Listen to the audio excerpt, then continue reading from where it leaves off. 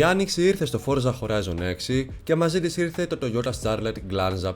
Και εγώ θα σας δείξω πώς θα το αποκτήσετε εύκολα και δωρεάν. Είμαι ο Witherius και καλώς ήρθατε στο κανάλι μου. Εδώ θα βρείτε κυρίως Forza και GTA περιεχόμενο, καθώς και ό,τι άλλο μου κάνει κέφι. Για να πάρουμε το Starlet χρειαζόμαστε 15 πόντους φεστιβάλ. Η συγκεκριμένη εποχή τρέχει μέχρι και την 5η 18 Ιουνίου, οπότε προλάβετε. Ο πιο γρήγορος τρόπος για να πάρουμε 15 πόντους είναι μέσω των εξής challenges. Αρχικά έχουμε το κυνήγι θησαυρού, όπου πρέπει να βρούμε το συγκεκριμένο κουτί βάσει της φωτογραφίας που βλέπουμε. Πρέπει να έρθετε σε αυτό το σημείο του χάρτη και να βρείτε αυτό το υπόστεγο με τη ράμπα στο πλάι. Ακολουθούμε τη διαδρομή, ανεβαίνουμε πάνω στην οροφή, πηδάμε στο δίπλα κτίριο και μετά προσεκτικά πέφτουμε στο πλάι ώστε να πέσουμε πάνω σε αυτή τη ράμπα και να πάρουμε το πακέτο. Αυτό το challenge μας δίνει 3 πόντους αλλά και 100.000 credits. Για το επόμενο challenge έχουμε ένα Trailblazer σε αυτή την τοποθεσία του χάρτη. Χρειάζεται να πάμε από το σημείο Α στο Β το πολύ σε 38 δευτερόλεπτα. Αυτό πρέπει να γίνει με ιαπωνικό αμάξι Α κατηγορίας, γι' αυτό πάρτε ένα δυνατό φτιαγμένο τετρακίνητο αμάξι σαν αυτό που έχω εγώ και οδηγήστε ευθεία. Αν όχι με την πρώτη προσπάθεια, με τη δεύτερη θα το πετύχετε και θα πάρετε 2 πόντους φεστιβάλ για αυτό. Τώρα μας μένουν 10 πόντοι για το Starlet. Μπορούμε να πάρουμε τους επόμενους 5 κάνοντας το challenge 3 αγώνων που ονομάζεται το κάλεσμα του αυτοκινητόδρομου. Πρέπει να βγεις πρώτος στο πρωτάθλημα, δηλαδή να πάρεις τους περισσότερους πόντους και από τους 3 αγώνες. Βέβαια, ο πιο γρήγορος τρόπος να κάνετε το challenge είναι να παίξετε στο Co-op mode. Εκεί είστε 2 ομάδες, παίχτες εναντίον bots. Μέσω αυτού του mode μπορείτε να νικήσετε ακόμη και αν δεν ξέρετε να τρέχετε σε αγώνες. Και το καλύτερο, αντί να νικήσετε 3 αγώνες, πρέπει να νικήσετε 2, καθώς σε αυτό το mode ο νικητής είναι αυτός που θα σημειώσει 2 νίκες από τους 3 αγώνες. Σε αυτούς τους αγώνες πρέπει να τρέξεις με muscle κατηγορίας Α,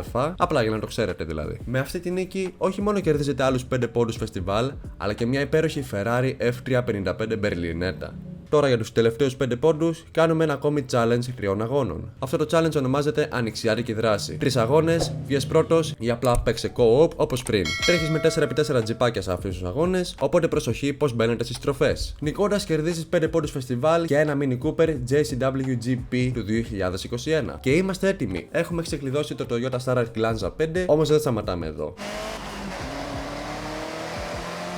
Τι πάμε να δούμε άλλα 3 αυτοκίνητα που μπορείς να ξεκλειδώσεις. Έχουμε το Saleen S7LM που το κερδίζεις παίζοντας έναν online αγώνα προδιαγραφών ή αλλιώς Spec Racing. Πρέπει να πετύχεις 3 απόλυτες δεξιότητες καθαρού αγώνα. Με πιο απλά λόγια, απλά τρέξτε τον αγώνα κανονικά χωρίς να τρακάρετε για μεγάλο χρονικό διάστημα. Μόλις το κάνετε αυτό, η Saleen S7LM είναι δική σας μαζί με 3 πόντους φεστιβάλ. Το επόμενο αμάξι είναι ένα Maserati MC12.